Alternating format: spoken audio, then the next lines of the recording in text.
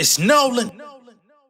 Now, before we get started, make sure y'all hitting that like button. Make sure y'all sharing it on your respective platforms. Let somebody know what we're doing today. Now, let's get into the show.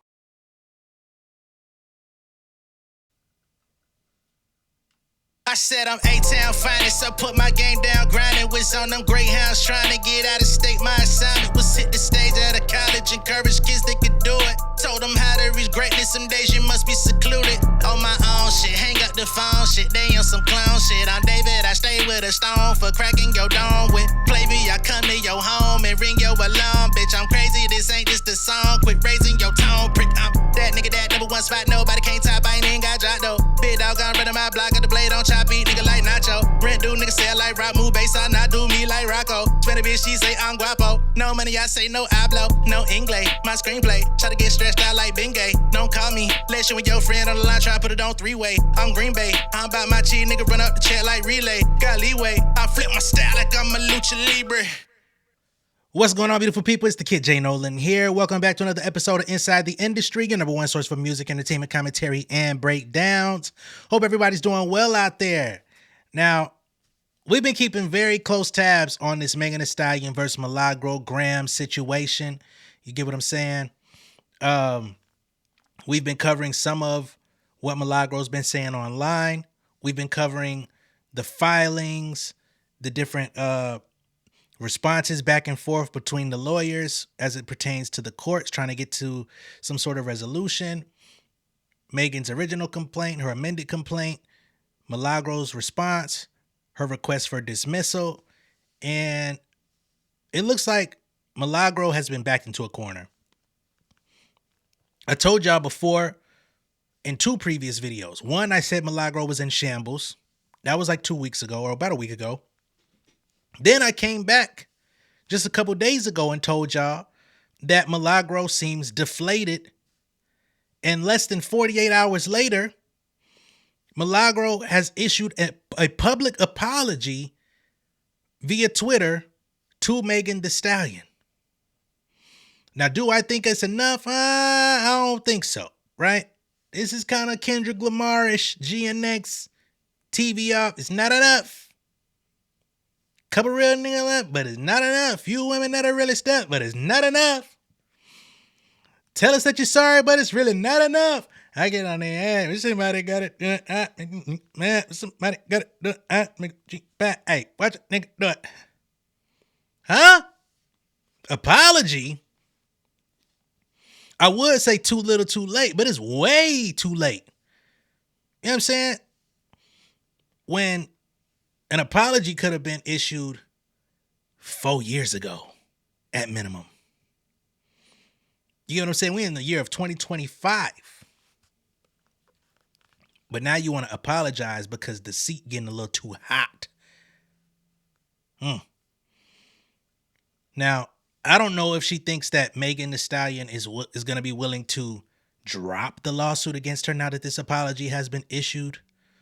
I don't know if she's trying to use this public apology as some form of discovery to submit to the courts and to the judge to try to find some form of sympathy. But I think whatever angle she's pulling this from is going to fall upon deaf ears. Okay. Now, there was further paperwork. I wouldn't even say paperwork, but there was a piece that was issued earlier in the day before this apology came out where an order of protection had been issued, but not the type of order of protection that we're used to, right? This isn't a restraining order. This isn't an order of protection against Milagro like Megan got against Tory Lanez, although she did file for one against Milagro as well, which probably will be granted. But the order of protection that was issued is for the discovery phase of this case, right? So Megan has unlimited depths of evidence that will be submitted to the courts via documents.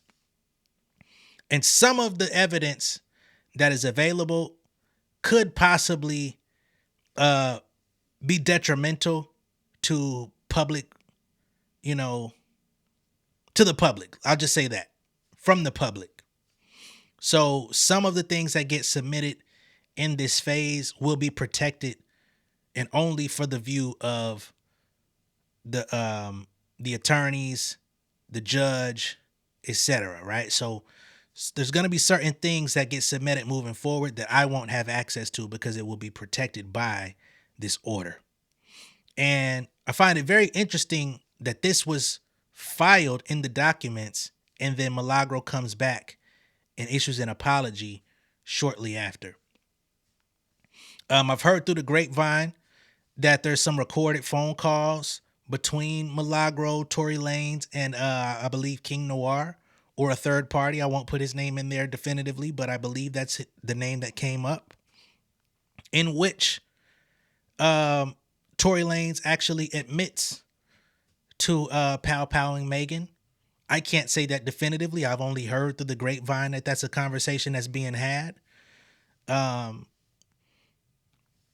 Megan has already uncovered phone records of Tory and his legal team talking about Milagro, talking about putting her down on payroll, talking about the prospect of taking on her case. Tory Lanez was even apprehensive about taking on the case because he was afraid of a conflict of interest, but Unite the People ensured him that there would be no conflict of interest. But as we can see now, things just ain't going well for either party.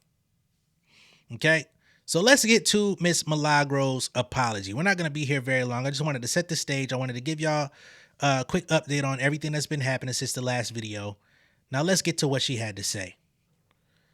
So here, Milagro says something significant needs to be addressed, but to be as sensitive to the circumstances as possible. I don't want to make anyone uncomfortable by speaking directly to them. So she's not tagging Megan. She's not including Megan's name, but she's certainly referencing to the situation, right? She says, when I use my platform to express my thoughts and ideas, I hurt someone. My lack of regard for how my words could have affected the people associated with my topics of discussion led to pain, and that truly was never my intention. There is never a day where I would want my behavior to cause someone to want to remove themselves from this life, ever.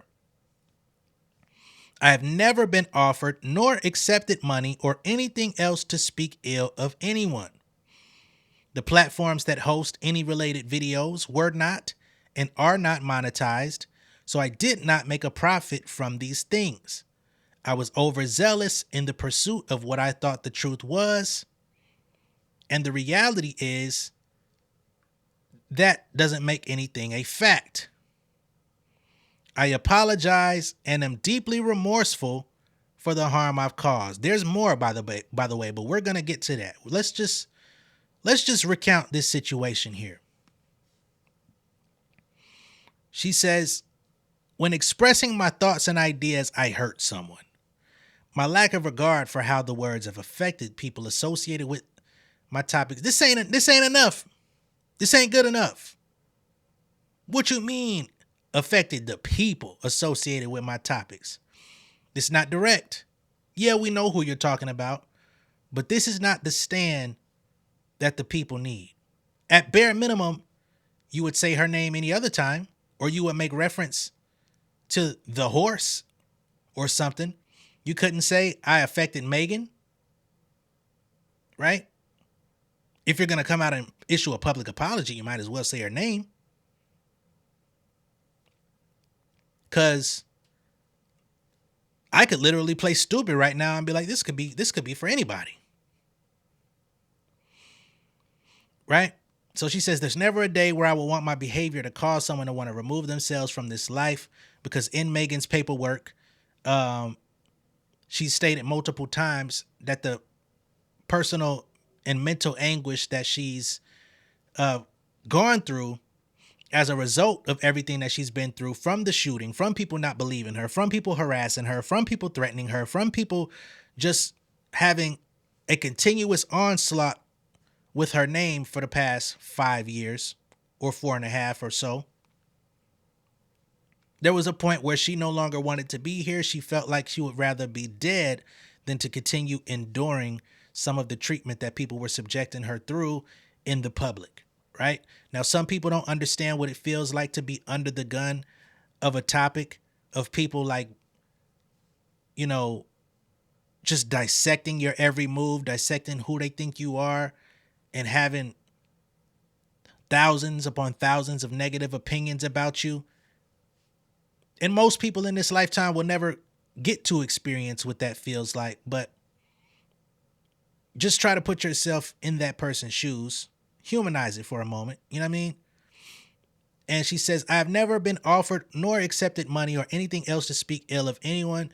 I don't see how you're going to prove that's not to be false when the records have already been pulled showing how you accepted the money.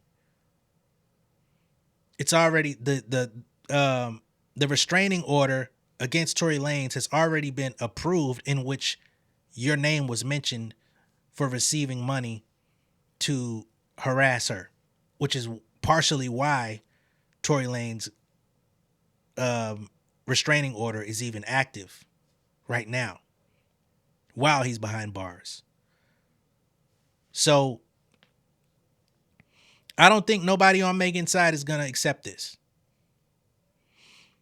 She says the platforms that host any related videos were not and are not monetized. Some people have been saying that her YouTube is not monetized, but she gets donations and things of that nature for creating content. So even that, although it technically may be true if it's not monetized, she knows that she gets money off of coming out and doing these things, making these videos, the content that has disparaged Megan. You have a check mark on Twitter. This is where you spend a lot of time disparaging Megan. It's monetized because you get paid off of interaction and engagement and how many people view your post. The 72.6 thousand views that you have on this apology is being monetized based on that blue check on Twitter. People ain't dumb.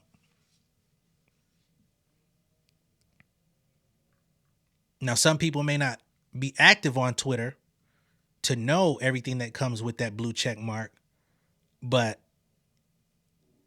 those that spend time there know what's up. But whatever. She says, I was overzealous in the pursuit of what I thought the truth was. No, you were overzealous in spewing out negativity towards a person you don't know, didn't know nothing about. You chose your side. And again, that's why I always try to give balanced takes for the most part. I try to humanize things. Even with most people that I may not always agree with, because I don't know these people. I can't say you're a shit person only going off of tweets. Now I can say I don't particularly like you. I'm not fond of you. But I don't wish harm on nobody. I don't come out here and say I'm gonna slap nobody. I don't come out here and start talking about their family members. You know what I'm saying? Whatever. So there's more. The follow-up here says, this case is still very active. So under no circumstances do I believe that expressing my thoughts here is going to make everything go away. It's damned if you do, damned if you don't with this internet. So there will be no way for me to please everyone. I just thought that it was important to come to the same space where I said other things and express my contriteness. The majority of people reading this don't know me personally, so how could I convince you of my sincerity? Exactly. So for the ones that truly know my heart, hurting someone was never and will never be what I set out to do. So this is a part 2 to the original apology that was posted. And she's here trying to convince people that she's not doing the apology to make things go away. She's saying that this apology is supposed to be sincere, but she can't make you believe her, right? Which is true. She says, damned if you do, damned if you don't with the internet, which is also true. But this is the place that you came to build your name. You built your name off of negativity, right?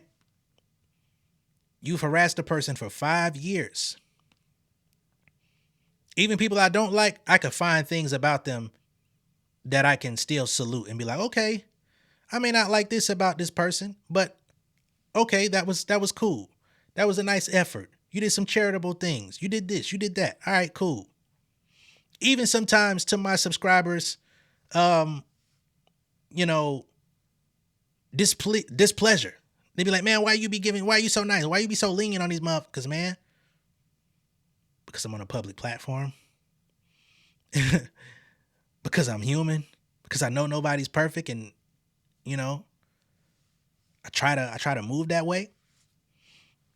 And I don't want to be in this position where somebody is literally utilizing everything that you've said against them for years upon years upon years, never giving them any credit, never giving them anything uh salvageable or you know, redeemable to their credit, and just saying the worst about them.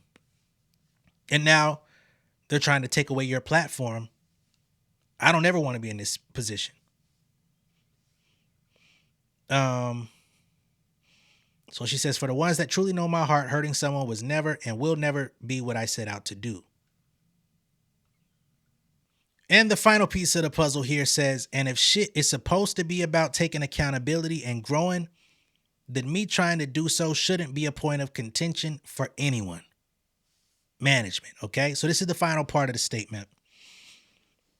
So she's saying, if y'all really want me to come out and take accountability, this is what y'all have been requesting from me. Y'all want me to grow, y'all want me to do better, then this is my attempt to do so, and it shouldn't be a point of contention, which again, I can understand and I can agree with on the surface, at its head, at its face. But what happens next time Megan comes out and does something and people want to know your opinion on your platform? Do you refrain from talking about her?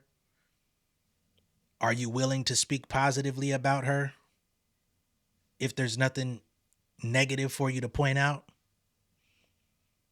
Because you don't just talk about her and her family and allege that she's an alcoholic or allege that she's mentally delayed, but you also talk about her appearance. It was just a couple weeks ago when she was at Paris Fashion Week, you were saying how much of a mess she looked out there, which is crazy. But you know, it is what it is, man. That's Milagro's apology or statement of saving face. And we'll see what comes next from this. Again, I don't think Megan or her team or her legal team are going to accept this and back down and, you know, file a voluntary dismissal for the judge. I don't see that in her future. I think they're going to pursue this to the furthest extent of the courts and try to get some compensation out of this thing. I personally feel like Milagro will lose. I hope that she learns a valuable lesson from this situation. And yeah, that's pretty much my assessment of this situation at this point. So from this point forward, nothing changes. I don't. I'm still gonna continue to follow this case. I'm still gonna continue to follow the filings that happen in the courts. I'll be able to, or excuse me, I'll be reporting everything that I'm able to, because again, moving forward, some things will be concealed only for the court's viewing, only for the attorney's viewing, because of the protective order that's been set in place. But whatever comes of those filings, discovery pieces and whatnot, judgments, determinations, etc., I'll be coming and letting y'all know. If there's any court dates, hearings of any sort that are significant, that get breakdowns, I'll be here to talk about them. And of course, whenever this thing gets its final judgment, which I'm sure will go in Megan's favor, but I can't say definitively what's going to happen, I'll be here to report it to y'all. Let me know what y'all think of this. Let me know what y'all think of all this down below in the comments. Be sure to like and share this video. If this is your first time seeing me on YouTube, go ahead and subscribe to the channel, become an insider. I will catch y'all on the next one. Much love and respect, y'all. Peace. King of my city and cul-de-sac. Coming out swinging like soldier rag. Leading my people like quarterback. Boy, I study this shit, I'm an almanac. Had to get up and grind. Knowledge is booming, I'm here to apply. Came with the chip and the dip, it just single the mind. We finna do more than survive. I need my check. Spinning the block for the Gouda. We hitting the jeweler to flood out the net. We don't do beef for computers, I'm straight out the sewer. We come when you rest. Niggas be looking perplexed, so keeping my foot on their neck. No map, I trust my gut for the quest. With drama, I'm fully abreast. I was ready for years and they died of me. All of a sudden they tell me they proud of me. I been dropping these haters like calories. Cross some out, came back with some boundaries. Stand for my honor, but too raw, no gunner. Packing the stick with a drummer. When I catch my bad, won't fumble. I done came too far to be humble.